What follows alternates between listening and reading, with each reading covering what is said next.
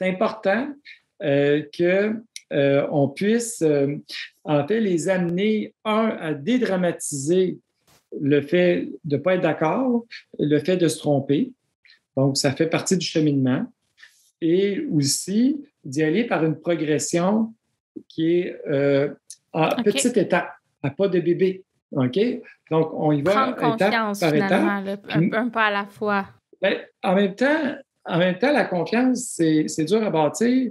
Je dirais plus miser au début, surtout pour la personnalité évitante, sur l'intérêt, une préférence. C'est beaucoup plus solide. Vous écoutez La Talenterie, votre meeting du vendredi.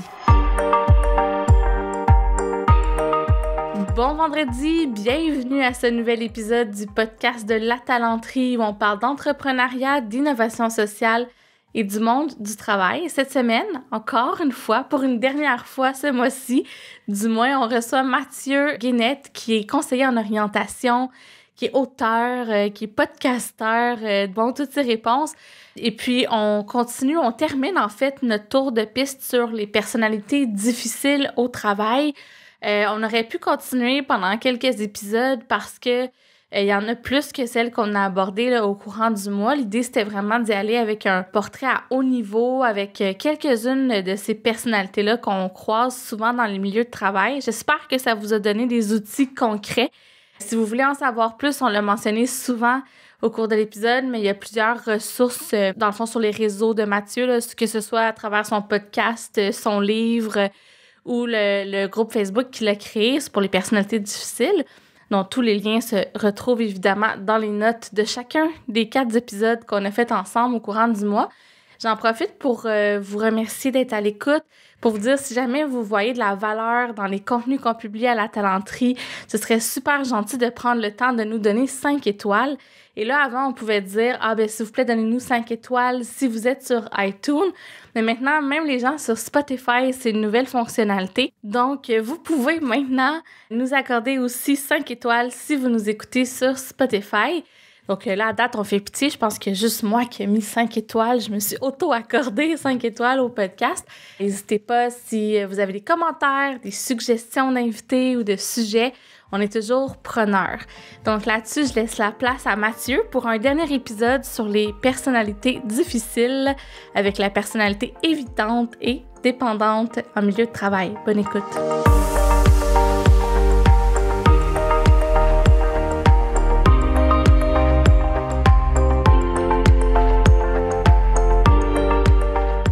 On va parler de 2 personnalités, évitantes et dépendantes. Ça tombe bien parce qu'ils partagent des points en commun. Les 2 sont anxieux.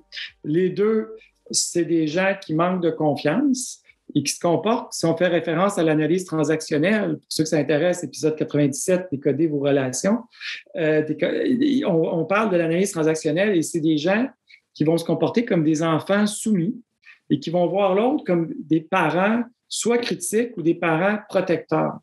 Mais eux sont des enfants dans leur esprit. Puis tout ce qu'ils font, en fait, c'est jamais assez bon. Puis ils n'ont pas de confiance en eux-mêmes. Mais leur réaction face à ce manque de confiance-là, qui les rend très anxieux parce qu'ils ne sont pas en contrôle, parce qu'anxiété et contrôle, ça va ensemble, hein? C'est qu'ils ont 2 mécanismes différents. Donc, l'évitant, c'est une personnalité évitante, c'est quelqu'un qui va fuir les situations parce qu'il a peur de ne pas être à la hauteur, même s'il y a un intérêt envers la situation, même s'il y aurait des capacités pour faire face à la situation ou que, encore, les risques ne sont pas si grands. Tu sais, je dis, écoute, ça te tente-tu qu'on fasse une activité ensemble? Puis si on se trompe, c'est pas grave, là. Puis, regarde, non, ça, c'est pour eux, c'est effrayant. Et, aller à une fête avec des amis, regarde, il n'y a pas des gros risques. Là. Mais eux, ils ont le goût d'y aller à la fête, mais il y a mieux pas y aller. Puis ils vont prétexter quelque chose pour dire je vais mieux pas y aller. Parce que faire une erreur, ils ont peur. Ils ont peur de faire une erreur. Et mettons que je fais une blague, les gens la trouvent pas drôle. Oh mon Dieu, c'est catastrophique. Et les gens ne voudront plus de moi. J'aurais jamais dû faire ça, mais c'est pas si grave. S'il y a un désaccord, je donne mon opinion, tu penses pas la même chose que moi. Oh mon Dieu, c'est effrayant. Et ils vont dramatiser. OK. Il y a mieux éviter une situation plaisante que risquer de déplaire et ils vont souvent rester dans leur coin, effacés. OK. Et ce qui est triste là-dedans, là, c'est pas du monde qui vont me taper ses nerfs, c'est des gens qui, au contraire, vont s'effacer. Pourquoi c'est des personnalités difficiles? C'est parce que c'est du talent qui est gaspillé. Dans pénurie de main-d'œuvre, là, eux autres, ils pourraient faire 3 fois mieux, mais ils vont faire un job hyper répétitif qui sécurise, mais il y aurait envie, il y aurait le talent de faire mieux. Donc, c'est un gaspillage de talent. Ça, c'est le premier élément. Puis, on ne les voit pas parce qu'ils font tout pour ne pas attirer l'attention, que avant qu'on les remarque, là, ben, ça va prendre un certain temps. Donc, ça, c'est un des problèmes. Puis 2, c'est des gens souvent qui vont être en arrêt de maladie ou pour toutes sortes de raisons, parce que on me demande de faire une présentation, puis là, puis là, ils vont être en arrêt de maladie, mais là, après ça, ils se sentent gênés de revenir au travail.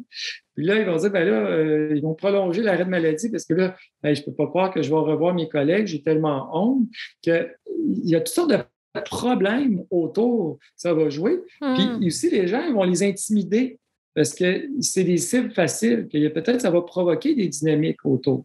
Qu'eux, ils cherchent des parents protecteurs. Et le danger, c'est qu'ils sont mignons, dans le sens qu'on a envie de leur prendre soin. Regarde, moi, je t'aime. Moi, je vais prendre soin de toi. Puis, au lieu de leur parler comme des adultes à adultes, on va se mettre à jouer le rôle du parent qui va les bercer.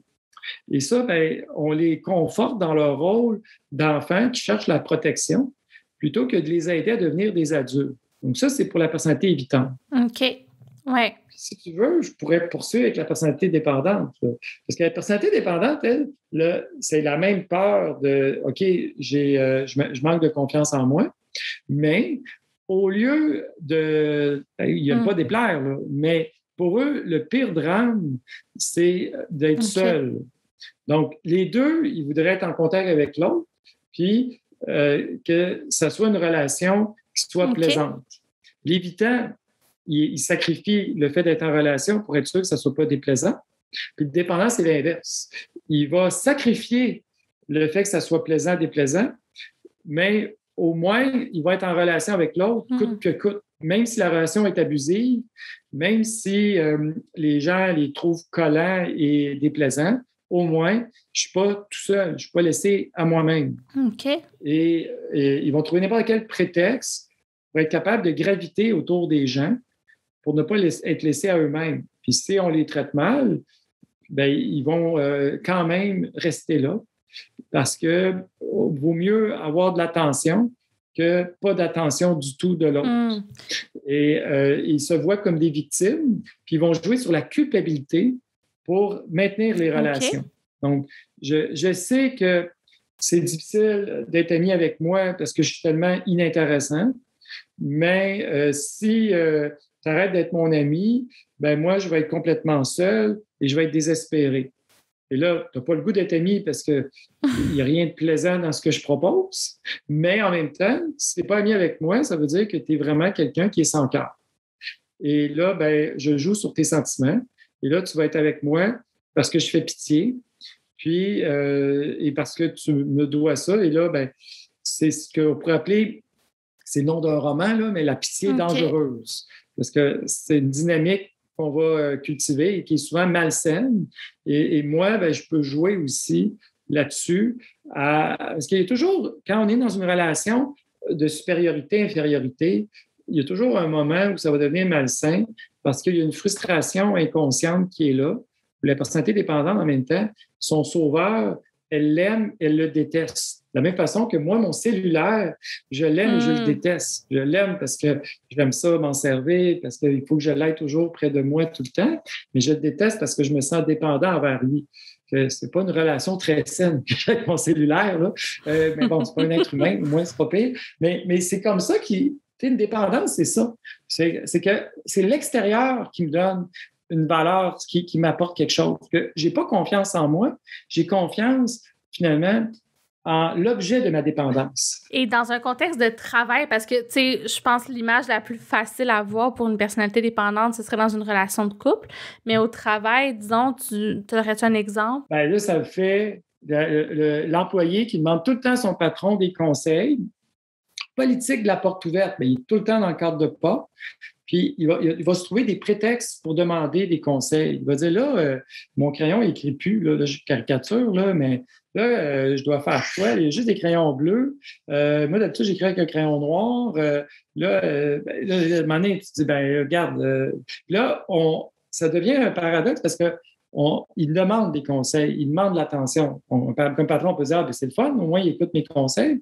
Mais là, il devient dépendant des conseils. Mais là, on a envie de dire, mon conseil, c'est d'arrêter de me demander des conseils. Mais bon, à un moment donné, on comprend le cercle vicieux. Que dans le cas de la personnalité dépendante puis la personnalité évitante, j'essaie d'aller vite, je suis pas là, c'est que c'est important qu'on puisse en fait les amener, à dédramatiser le fait de ne pas être d'accord, le fait de se tromper. Donc, ça fait partie du cheminement. Et aussi d'y aller par une progression qui est en petite étape, à pas de bébé. OK? Donc, on y va étape prendre par étape. Prendre confiance, finalement, là, un pas à la fois. En même temps, la confiance, c'est dur à bâtir. Je dirais plus miser au début, surtout pour la personnalité évitante, sur l'intérêt, une préférence. C'est beaucoup plus solide. Moi, je suis un conseiller d'orientation. Là. L'intérêt, l'orientation, la préférence, c'est un élément sur lequel qui est beaucoup plus durable. Et je ne peux pas te dire si je suis bon dans cette activité-là, mais je peux te dire que j'ai du plaisir quand je le fais. Ça, je peux te le dire. Okay. Parce qu'il n'y a pas de notion de comparaison. Mais être bon, il faut que je me compare à quelque chose. Okay. Mais de dire que j'ai du fun, ça m'appartient. Et aussi, il n'y a pas cette notion, cette pression-là. Donc, que souvent, je trouve que c'est une piste qui est intéressante. Puis dans le cas du dépendant, c'est vraiment mettre l'accent sur, oui, je vais te donner de l'attention, mais pour que tu développes ton autonomie. Ça va être ça l'objectif. C'est à cette condition-là que moi, je vais t'aider. Et je vais t'encadrer pour que tu arrives vers ton autonomie. Donc, on choisit sur quoi on travaille. Et c'est pas de le laisser tout seul non plus, de dire, regarde, je te parle plus.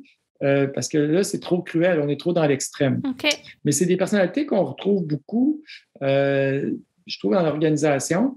Et ça fait des gens qui vont beaucoup affecter la performance parce qu'ils vont demander beaucoup d'énergie aux autres.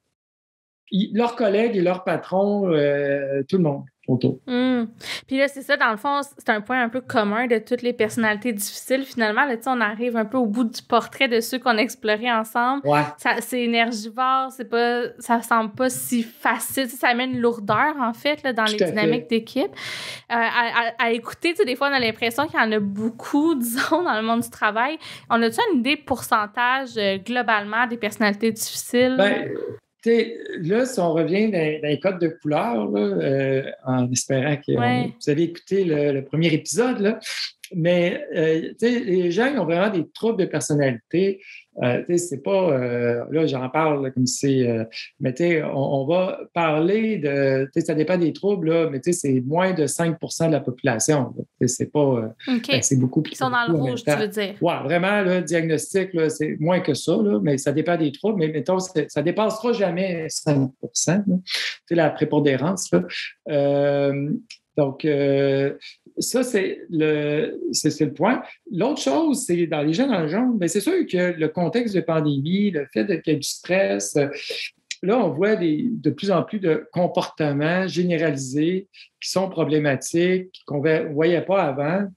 Donc là, c'est sûr qu'il y a beaucoup plus de diagnostics de dépression, d'anxiété, et ça génère aussi d'autres troubles. Le trouble va amener des troubles chez les autres, donc un effet contagieux comme un virus, là. Et là, ben, c'est sûr que ça peut amener ça. Et c'est ça qui fait en sorte qu'on doit être très vigilant et être capable d'être des bons protecteurs de la santé mentale. Bon, fait qu'on n'a pas un portrait clair parce que c'est en mouvance, puis ça dépend du contexte, mais ça semble... Ouais, okay. Moi, ma force, Sarah, c'est beaucoup le côté pratique, c'est les outils. Je dirais, oui, j'ai quelques notions sur des statistiques, des affaires comme ça, là, mais je vois rondement, là.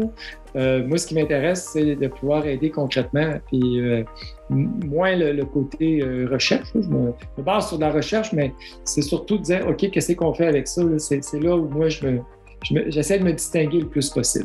Parfait. Ben écoute, tu l'as super bien fait durant ces 4 épisodes à la Talenterie. Merci tellement de ton temps. Ça fait plaisir. Comme dans tous les épisodes, on va inviter les gens à aller découvrir le balado Les Ambitieux, les épisodes qu'on a cités, mais aussi tous les épisodes, vraiment, parce qu'il y a tellement de sujets à explorer.